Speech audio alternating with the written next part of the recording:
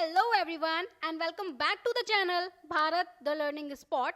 सो इस वीडियो में हम लोग शुरू करेंगे क्लास 8th ज्योग्राफी एनसीईआरटी का चैप्टर नंबर 2, जो कि क्या है, land, soil, water, natural vegetation and wildlife resources. ठीक है, इन सभी को ना हम एक रिसोर्स के रूप में पढ़ने वाले हैं इस चैप्टर में। तो शुरू करें। तो चैप्टर ना मम्बा की स्टोरी से शुरू होता है। मम्बा कौन है? ये प्यारी सी लड़की इस तरह से, ठीक है, ये एक छोटे से गांव में रहती है तंजानिया के। तंजानिया क्या है? तंजानिया एक अफ्रीकन कंट्री है। तो एक बार मैप में देखना बनता है ना। तो ये वर्ल्ड मैप है। वर्ल्ड मैप में टोटल 7 कॉन्टिनेंट्स हैं। ठीक है, जिसमें कि जो एशिया है ना, ये वाला, ये है अपना एशिया, जिसमें हमारा ये प्यारा सा भारत है, ये वाला जो दिख रहा है आपको। तो ये लार्जेस्ट कॉन्टिनेंट है। और एक है ये नॉर्थ अमेरिका, ये वाला जो है ये साउथ अमेरिका है, ये है यूरोप, और ये है अफ्रीका, और ये ऑस्ट्रेलिया। ये टोटल 7 कॉन्टिनेंट्स हो गए। ठीक है, अफ्रीका को थोड़ा जूम करके देखें तो ये जो रेड कलर में दिख रहा है ना, यही है तंजानिया। ये एक कंट्री है। ठीक है, यहीं पर कौन रहती है? इसी के छोटे से गांव में हमारी ये प्यारी सी लड़की मम्बा रहती है। ठीक है, इसको क्या करना पड़ता है? सुबह सुबह बेचारी को जल्दी उठना पड़ता है और ये पानी लेकर आती है।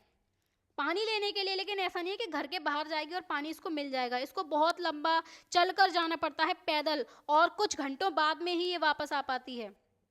उसके बाद में अपनी मदर की हेल्प करती है घर के कामों में, फिर अपने ब्रदर को ज्वाइन कर लेती है अपनी गोट्स की टेक केयर करने के लिए, है ना। और इनकी फैमिली के पास जो है वो एक छोटा सा पीस है लैंड का। वो भी लैंड ज़्यादा फर्टाइल नहीं है, रॉकी लैंड है। रॉकी लैंड मतलब कि वो उस लैंड पर ना थोड़े बहुत पत्थर वगैरह होंगे, छोटे मोटे से, है ना। और ये लैंड कहाँ पर है? उनकी छोटी सी झोपड़ी के पास में। ये इसकी छोटी सी झोपड़ी दिखाई गई है। ये रही इनकी एग्रीकल्चरल लैंड, जिस पर ये कुछ ना कुछ ग्रो कर रहे हैं। क्या ग्रो कर रहे हैं? कुछ मेज, कुछ बीन्स ये ग्रो कर रहे हैं। लेकिन ये बहुत आसानी से ग्रो नहीं हो पा रहे हैं। इसमें ना बहुत मेहनत लगानी पड़ती है इस मिट्टी में, क्योंकि ये ज़्यादा फर्टाइल नहीं है। और जितना भी ये ग्रो हो रहा है मेज और बीन्स, ये इतना इनफ नहीं है कि ये पूरी साल अपनी फैमिली को फीड करा सकें, है ना। ये मम्बा की स्टोरी हो गई। क्या देख रहे हैं हम इसमें? थोड़ी मुश्किल है भाई मम्बा की स्टोरी, लेकिन यहीं पर हमारे पीटर भाई साहब आ जाते हैं, जो कि वर्ल्ड के दूसरे कोने में रह रहे हैं। ये हमारे पीटर। ठीक है, तो इनकी स्टोरी क्या है? पीटर कहाँ पर रहता है? Heart of the sheep rearing region, New Zealand. New Zealand को ना शीप रियरिंग रीजन का हार्ट बोला जाता है, यानी कि दिल बोला जाता है। यहाँ पर भेड़ें जो होती हैं, शीप जो होती हैं, उनको बहुत ज़्यादा पाला जाता है। किस लिए पाला जाता है? ताकि इनका जो ये फर है ना, इससे वूल बनाया जा सके, जो ऊन होता है। तो पीटर की फैमिली भी वूल प्रोसेसिंग फैक्ट्री में काम करती है, चलाती है वो, इसीलिए ये लोग ये शीप को पाल रहे हैं, है ना। ये हमारी प्यारी प्यारी सी शीप है, कैसे स्माइल कर रही हैं। इनको नहीं पता है कि इनका फर कहाँ जाने वाला है, निकलने वाला है इनका फर भाई साहब। तो एवरी डे जब भी वो स्कूल से वापस आता, तो यानी कि हमने इसमें एक डिफरेंस ये भी देखा कि मम्बा स्कूल नहीं जा रही थी। वो कहाँ जा रही थी? सुबह सुबह उठकर पानी लेने। लेकिन हमारा पीटर ये स्कूल भी जाता है ना। तो पीटर जब वापस आता था तो ये अपने अंकल को देखता था अपने शीप की केयर करते हुए, मतलब वो उनको किस तरीके से खाना वगैरह ये सब दे रहे हैं। इन लोगों का जो शीप यार्ड है, शीप यार्ड यानी कि जहाँ पर ये शीप पाली जा रही हैं, जैसे ये 1 2 3 कितनी सारी शीप है ना, तो ये जहाँ पर रह रही हैं उसी को यार्ड बोला जाएगा। तो वो शीप यार्ड हो गया इनका। ये कहाँ पर सिचुएटेड है? एक वाइड, काफ़ी लंबा चौड़ा जो है ग्रासी प्लेन है। ग्रासी प्लेन मतलब पहली बात तो प्लेन है बिल्कुल, जो मैदान है वो बिल्कुल सीधा है, और ग्रासी है, यानी कि वहाँ पर घास है जिसको ये भेड़ें खा सकें, है ना। With hills in the far distance, मतलब ये पूरा सीन क्रिएट किया गया, दूर दूर पर हिल्स हैं। यहाँ पर न्यूजीलैंड है तो वहाँ पर हिल्स हैं। ठीक है, तो और क्या करते हैं ये लोग? साइंटिफिक वे में ये सब मैनेज कर रहे हैं। ये पूरी जो शीप रियरिंग है, एग्रीकल्चर जो भी कर रहे हैं, तो ये साइंटिफिक वे में कर रहे हैं और लेटेस्ट टेक्नोलॉजी का ये यूज़ करते हैं।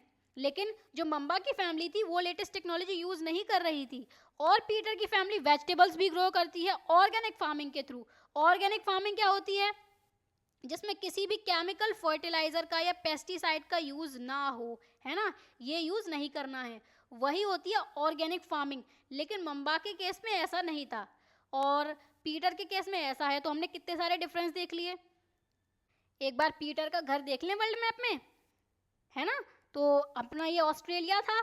इसके अगर साउथ ईस्ट में हम जाते हैं तो ये जो रेड कलर में है यही है न्यूजीलैंड। यहीं पर रहता है पीटर। और मम्बा कहाँ पर रह रही थी? यहाँ पर तंजानिया में। मतलब इन दोनों के ये जहाँ पर रह रहे हैं कितना डिफरेंस है। देखो, ये यहाँ पर रह रहे हैं और ये यहाँ पर रह रहा है पीटर। बहुत ज़्यादा डिफरेंस है। तो लैंड में, सॉइल में, नेचुरल वेजिटेशन में तो डिफरेंस होगा ही। तो मंबा और पीटर ये दो डिफरेंट पार्ट्स में रह रहे हैं वर्ल्ड के, है ना। एक कहाँ है, एक यहाँ पर है, एक यहाँ पर है, और लेड वेरी डिफरेंट लाइफ्स, और दोनों की ही लाइफ्स बहुत ही डिफरेंट है। मंबा की लाइफ कह सकते हैं थोड़ी हार्ड है, लेकिन पीटर की लाइफ उतनी हार्ड नहीं है ना। और ये जो डिफरेंस है दोनों की लाइफ में, डिफरेंस क्यों है? क्योंकि लैंड की क्वालिटी में डिफरेंस है, सॉइल की क्वालिटी में डिफरेंस है, वाटर में डिफरेंस है, नेचुरल वेजिटेशन में डिफरेंस है, एनिमल्स में भी तो डिफरेंस है ना। मंबा के पास में क्या थे, गोट्स थे, एंड पीटर के पास में क्या है, शीप्स हैं। लैंड में कैसे डिफरेंस है, मंबा के फादर के पास में कैसी लैंड है, रॉकी लैंड, जो कि ज्यादा फर्टाइल नहीं है, ठीक है। और इन लोगों के पास, पीटर के पास में कैसी लैंड है, ग्रासी प्लेन है, और प्लेन तो फर्टाइल होता ही है, वहां पर ऑर्गेनिक फार्मिंग भी ये लोग कर रहे हैं, है ना। वाटर की अवेलेबिलिटी मंबा के पास में नहीं है, उसको बेचारी को सुबह सुबह चलकर जाना पड़ता है, घंटों, वापस आएगी फिर वो पानी लेकर। लेकिन पीटर को ऐसा नहीं करना पड़ता, इसीलिए मंबा पढ़ भी नहीं पाती, स्कूल नहीं जा पाती है, लेकिन पीटर जा पाता है क्योंकि उसके पास में ये सारी चीजें अवेलेबल हैं, राइट। और सबसे बड़ी बात, यूसेज ऑफ टेक्नोलॉजी। भाई पीटर की फैमिली लेटेस्ट टेक्नोलॉजी यूज करती है, लेकिन मंबा के केस में ऐसा नहीं है, ठीक है। तो इन रिसोर्सेज की जो अवेलेबिलिटी है, ये मेन रीजन है जो कि प्लेसेस को एक दूसरे से डिफर करता है, यानी कि प्लेसेस एक दूसरे से डिफरेंस रख रहे हैं ना। जैसे तंजानिया में जो मंबा एक छोटे से विलेज में रह रही है, वो प्लेस अलग हो गया, एंड न्यूजीलैंड का प्लेस अलग हो गया। ये एक दूसरे से क्यों डिफर कर रहे हैं? क्योंकि ये जो रिसोर्सेज है सारे, ये डिफर कर रहे हैं, है ना। तो गाइज इस वीडियो में इतना ही, अगली वीडियो में हम नेक्स्ट टॉपिक पढ़ेंगे। एंड अगर वीडियो पसंद आया हो तो लाइक ज़रूर करें, चैनल को सब्सक्राइब करें और बेल आइकन को प्रेस करें, ताकि आगे आने वाली सभी वीडियोस की नोटिफिकेशंस आप तक पहुंच सके। सो मिलते हैं नेक्स्ट वीडियो में। Thanks for watching.